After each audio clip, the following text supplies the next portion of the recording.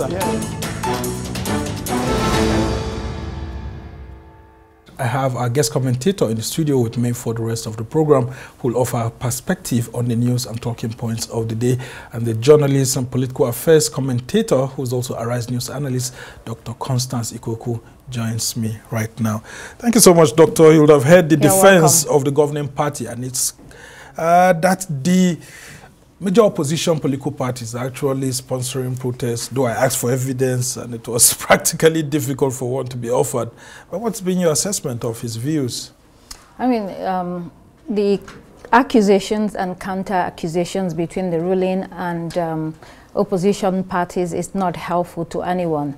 My sense is that generally Nigerians want to see less talk and more action that can produce results. Having said that, when we look at this type of protest that is happening, I think generally it stems from socio-economic and political and sometimes environmental factors. And, you know, it is usually driven by a sense of we want a better life, a better quality of life, and we want things to improve. And I think people can use the legitimate tool of protest to express their displeasure and their grievances. That's one. Then number two, I also think that President Tinubu bears a major responsibility for the current political and economic crisis. Why? He was one of the people that supported, or he played a major role in supporting former President Buhari coming into power. Did he have a choice? Well, his party, yes, it was his party. I'm saying that he supported him fully. And that government turned out to be underwhelming, and that is putting it mildly. And so President Tinubu then says, it's my turn. And so he continues. So whatever happened in that government is also making impact in our lives today, both politically and economically. Then finally, all the things that the APC has been saying in terms of the response to the protest is not sufficiently convincing. I think that when you look at the country today, there is no amount of spin doctors that will clean out the mess. The most important thing to do is to get down to work. You know, political reforms and economic reforms have to take place. And, you know, we've seen a bit of that happening today at the National Assembly, the economic team trying to present and share with Nigerians what they intend to do. I think they should focus more on that. Yeah, and they're actually asking for understanding. The governing party and those in government said, look, in no distant time, you'll see some of the results of these policies. I mean, that's the CBN governor. You would have seen National Security Advisor, Minister of Information. Apart from what happened at the National Assembly, they also held another one at the Presidential Villa. And they are saying that, look, we are putting policies in place. We are just 8 months in power. Do you think Nigerians should still give them some more time? I mean, it makes sense to ask for time and understanding, but people also want to see some results. You know, things are really, really difficult in the country. High inflation rate, it's over 20%. And you don't even want to talk about transportation costs. If you fly from one part of the country to the other, the cost of flights have risen astronomically. It's like doubled or even tripled. Yeah. And then this is for middle class people. Ordinary people, you can imagine what they're going through. So yes, we will give you or understand what the issues are. It's not easy for them. But also, you also want to see some kind of seriousness. So, for instance, in political reforms, you want to institute accountability.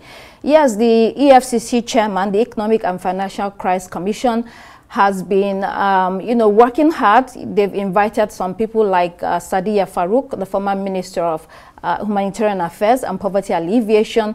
He also talked about the brother of former Minister of Aviation, Hadi Sirika, right? They've arrested him, or they're questioning him concerning billions of naira contracts and things like that. Yes, that is good. It shows that there's some movement, but we need much more than that, because when you go to the ministries, departments, and agencies, there's so much that is happening. So Nigerians want to see that you're actually working and you're serious. And then when it comes to the government itself, What are the government officials doing in terms of also their seats, you know, who their assistants, the bureaucracy, exactly reducing the cost of governance. If you're asking Nigerians to understand with you and to sacrifice, you also want to show that you are sacrificing as well.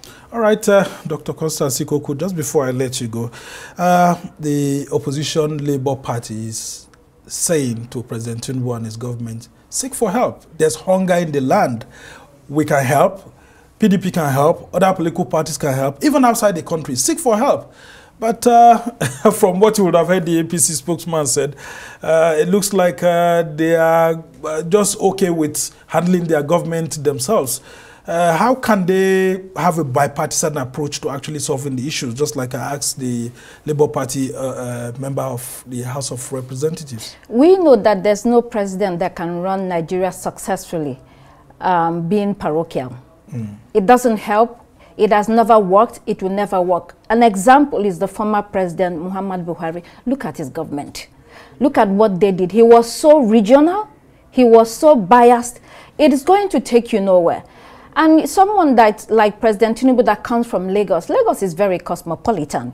You would expect that he has a broader view of life and of Nigeria, of nationality, but it doesn't seem so. So yes, if you have a wider view and a broader view of the country, you can seek for help from every part of the country. It is your job. You are on the seat. You have the power.